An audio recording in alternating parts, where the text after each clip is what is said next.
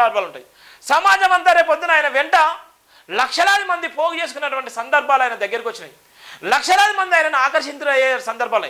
KA Paul లాంటి వ్యక్తి, ప్రపంచాన్ని గడగలాడించినటువంటి కేఏ పాల్ లాంటి వ్యక్తిని ఆయనను ఒక ముద్ర వేసి, ఒక పిచ్చోళ్ళలాగా ముద్ర వేసి ఆయన తీసుకొచ్చి అలా నాడి రోడ్డు మీద పెట్టిళ్ళు. కేఏ పాల్ లాంటి వ్యక్తి ఒక నిమిషం మాట్లాడితే కోట్ల రూపాయలు వచ్చేటువంటి కేఏ పాల్ లాంటి వ్యక్తిని, ఇలా ప్రపంచంలో ఎవరికి లేనటువంటి విమానాన్ని కూడా సొంతం చేసుకున్నటువంటి కేఏ పాల్ వ్యక్తిని ఇలా పిచ్చోలు చేసిళ్ళు. ఒక మత బోధకుడిని ఇలా పిచ్చోని చేసి ఇలా హిందూ ధర్మం ఏ విధంగా చిత్రీకరించో, ఏ విధంగా ఆయన పాపాన్ని ఒడగట్టిలో చెప్పడానికి ఇది ఒక ఉదాహరణ. కేఏ పాల్ లాంటి వ్యక్తిలాగా ఈయన కూడా అదే తరహాలో ప్రసంగాలు వేసి తెలుగు రాష్ట్రాల ప్రపంచ ప్రసంగాల్లో ఒక గొప్ప వ్యక్తిగా ఇలా పేరు గడిస్తున్నటువంటి ప్రవీణ్ పగడాల మీద కుట్ర జరిగిన దానికి అన్ని ఒక ఉదాహరణలు కాదు, ఇవి సత్యాలు. వాళ్ళు చేసిన అన్ని ప్రయోగాలు, ఇక్కడ జరిగేటువంటి సత్యాలు జైభీం టీవీ మీ ముందు స్పష్టంగా చూపెడుతుంది. జైభీం దినపత్రిక మీకు 3 రోజుల కంటే చూపెడుతుంది. ఎందుకోసం అంటే ఒక మనిషిని చంపేసేటువంటి హక్కు ఎవడిచ్చాడు? ఎక్కడి నుంచో నేర్చుకున్నారు ఎంత? నీ రాజకీయం కోసము కుటుంబాలను విడిచేస్తారు, నీ రాజకీయాల కోసము, నీ పలుకుబడి కోసము, నీ మైలేజ్ పెరగడం కోసము అత్యంత దారుణంగా బలమైన వ్యక్తులను చంపేస్తారు. చాలా బాగా చూడండి, ఇక్కడ ఈ కర్రలకు గాయాలేదు. ఒకవేళ నిజంగా బండి నిజంగా అక్కడికి పడితే బండికి అంతే ఇట్లెందుకు ఉంటుంది, చిన్న యాక్సి కింద పడితేనే బండికి ఎక్కడ పడితే అక్కడ ఇవన్నీ ధూములు ఇవన్నీ పగిలిపోతాయి. 8 ఫీట్ల రోడ్, 8 ఫీట్ల నుంచి కింద పడి అంటున్నారు. ఇక్కడ మొత్తం ఈ విధంగా ఉంటుంది, బండి మొత్తం నుజ్జును చేస్తుంది. బుల్లెట్ బండి వాడటోళ్ళు కానీ, ఏ బైక్ వాడటోళ్ళు కానీ ప్రతి ఒక్కరు కూడా తెలుసు. ఇలా చాలామంది పిచ్చి పిచ్చి కామెంట్లు చేస్తున్నారు. అరే దొంగ నా విధవలారా, చేతగాని దద్దమ్మలారా, మీ అందరి మీద నిజంగా ఎస్సీఎస్ అట్రాసిటీ కేసు పెట్టాలి, మీ అందరి మీద ఎస్సీఎస్ అట్రాసిటీ కేసు పెట్టాలి, మీ అందరిని బొక్కలేయాలి. అసలు వాస్తవానికి మీ అందరి మీద నిజంగా ఎవరైతే మాట్లాడుతుందో వాళ్ళందరి మీద ఎస్సీఎస్ అట్రాసిటీ కేసు పెట్టి నిజంగా బొక్కలేయాలి. అవమానించిన, మీరు భయంకరంగా చూసినా, ట్రోల్ చేసినా కూడా మీరు ఎస్సీఎస్ అట్రాసిటీ కేసులు అవుతాయి.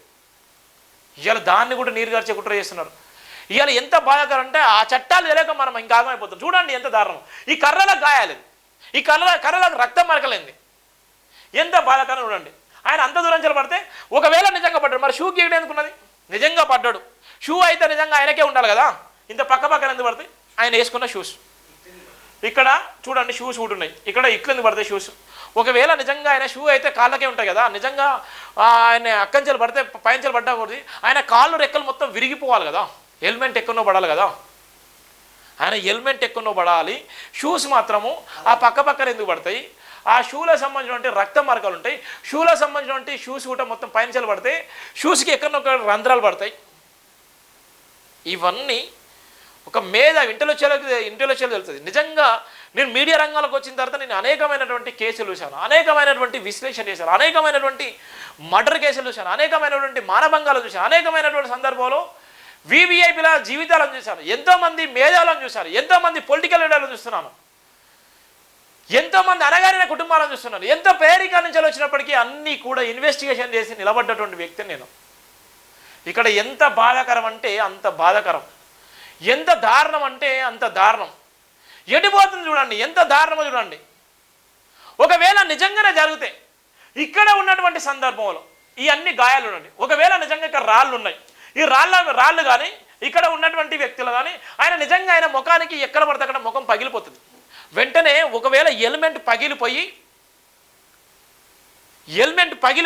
ఆయన ప్రమాదం జరిగేటువంటి ప్రమాదం ఉంటుంది. నిజంగా చనిపోవడానికి ఎన్నో ఉదాహరణ వాళ్ళు క్రియేట్ చేసినటువంటి సందర్భంలోనే ఇవన్నీ ఇట్లుంటాయి. మరి ఇంత బైక్ ఇంత స్పష్టంగా కనబడుతుంది.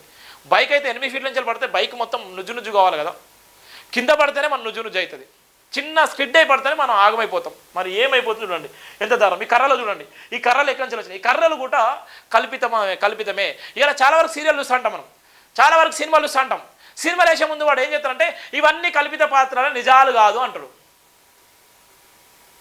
ఇవన్నీ కల్పిత పాత్రలే, నిజాలు కాదు అంటారు. సినిమా వేసేటప్పుడు, సినిమా థియేటర్ పోయినప్పుడు వాడు చేస్తూ ఉంటాడు ఇవన్నీ నిజాలు కాదు, ఇవన్నీ కల్పిత పాత్రలే. ఇలా మన సీరియల్ చూస్తుంటాం, సీరియల్ చూసే వాళ్ళు చాలామంది ఆడవాళ్ళు ఉంటారు. ఇవన్నీ నిజాలు కాదు, ఇవన్నీ కల్పిత పాత్రలే. ఇది కూడా కల్పిత పాత్రలే. ప్రవీణ్ పగడాల మీద జరిగినటువంటి కుట్ర కుతంత్రాలు ఇవి కూడా కల్పిత పాత్రలు మాత్రం చెప్పడానికి కోకొలలో ఉన్నటువంటి ఆధారాలు జైభీం దినపత్రిక, జైభీం టీవీ దగ్గర ఉన్నటువంటి చాలామంది మీడియా వాళ్ళ రేటింగ్ కోసము చాలామంది అన్నం తినుడు బంద్ చేసి ఇంకేమన్నా తినంటారా బాబు? నిజంగా అరే విలువలతో బతకండి, విలువలతో బతకండి. ఒక్కరోజు బతికినా సరిపోతుంది, ఒక్కరోజు బతికినా సరిపోతుంది. విలువలతో బతకండి. రేటింగ్ కోసమో డబ్బుల కోసమో నిజంగా నీ కుటుంబాన్ని నువ్వు నిజంగా వాళ్ళ పాపంలోకి నెట్టేసుకోకండి. డబ్బే కావాలనుకుంటే ఇలా ప్రింట్ చేసిన దగ్గర ఆర్బీఐ దగ్గర కోట్ల రూపాయలు డబ్బు కోట్ల రూపాయలు ఇలా మూట కట్టుకొని పోతున్నారా? ఇలా డబ్బే ఉండాలంటే ఇలా ప్రింట్ చేసిన దగ్గర ₹1,00,00,000 మీ తీసుకొని పోతాడా? ఇలా లక్షల కోట్ల రూపాయలు, వేల లక్షల కోట్ల రూపాయలు, కోట్ల రూపాయలు ఇలా జనం దగ్గర ఉన్నాయి. మీ తీసుకొని పోతున్నారా? ఎటు పోతున్నాయి డబ్బులు? ఏమైపోతున్నాయి? డబ్బుల కోసం నిజంగా ఇలా అన్నం తినడు బంద్ చేస్తున్నారా? ఇలా చూడండి, నిజంగా ఇలా టీవీ ఛానళ్ళు, ఇలా పేపర్ వాళ్ళు, యూట్యూబ్ వాళ్ళు ఇష్టానుసారంగా చేస్తున్నారు. ఎవడోడే పెడుతున్నాడు. అరే అడ్డగోలుగా మాట్లాడంటే 100 మంది తీసుకొచ్చి మాట్లాడవచ్చు. అడ్డగోలుగా మాట్లాడాలంటే 1000 మంది తీసుకొచ్చి మాట్లాడవచ్చు. ఇలా డబ్బులే ప్రధానం కావాలనుకుంటే, ఇలా రేటింగ్ ఎక్కువ కావాలంటే, ఇలా వ్యూవర్సే చూడాలనుకుంటే ఇలా 100 మంది తీసుకొచ్చి మనం చెప్పవచ్చు. కానీ కొంత నైతిక విలువలు ఈ సమాజం మనకి ఏది అందించింది ఆ సమాజాన్ని తిరిగి అందించాలి. ఎందరో మహనీయులు, ఎందరో మేధావులు, ఎందరో ఈ సమాజం కోసం పరితపించినట్టు ఎందరో ఉన్నారు మేధావులు. మన జీవితంలో ఒకటికి పచ్చలుసుకోవాలి. ఎలాగో మన తల్లిదండ్రులు కన్నారు, మనం వదిలేసిలు అంటే మన కష్టం. ఇలా చూడండి ఎంత దారుణమో, బాధాకరం. చూడండి ప్రవీణ్ పగడాల మీద జరుగుతున్నటువంటి బాధ అంటే, ఎందుకంటే నేను నిజంగా ఆయన చనిపోయినప్పటి నుంచి ఫిజికల్గా ఆయన డెడ్ బాడీని చూసినప్పటి నుంచి నాకు ఒక బాధాకరం. ఎవరి ప్రవీణ్ పగడాలని చూసిన తర్వాత ఆయన మీద కంటిన్యూగానే 3 రోజుల కంచెలు కంటిన్యూగా రాస్తున్న వార్తలు. అసలు ఏం జరుగుతుంది అసలు అనేటువంటి సందర్భంలో ఇవన్నీ ఎవిడెన్స్ చూడండి ఎంత దారుణం. మేధావులారా, చాలామంది మేధావులారా ఇక్కడ చూడండి, చాలామంది వీడియోలను షేర్ చేసుకోండి, ప్లీజ్ కామెంట్ చేయండి. ఇది ఆత్మగౌరవ పోరాటము, ఆత్మగౌరవం కోసం చెప్పేటువంటి సందర్భము. ఇలా చాలామంది వివిధ రకాలుగా తీపి ఎట్లా ఉంటుందో, తీపి చక్కెర పెట్టి బెల్లం పెట్టి ఆ బెల్లం చుట్టూ ఈగలు వాలే విధంగా చేసేటువంటి అనేక మంది మేధావులు ఆలోచిస్తున్నారు. ఇవాళ నేను తీపి లాంటి వ్యక్తిని కాదు, చేదు లాంటి వ్యక్తిని. నేను ఎప్పుడు చేదుగానే ఉంటాను, ఎందుకంటే చేదు నిజం చెప్తుంది కాబట్టి. చేదు ఎప్పుడైనా నిజమే చెప్తుంది.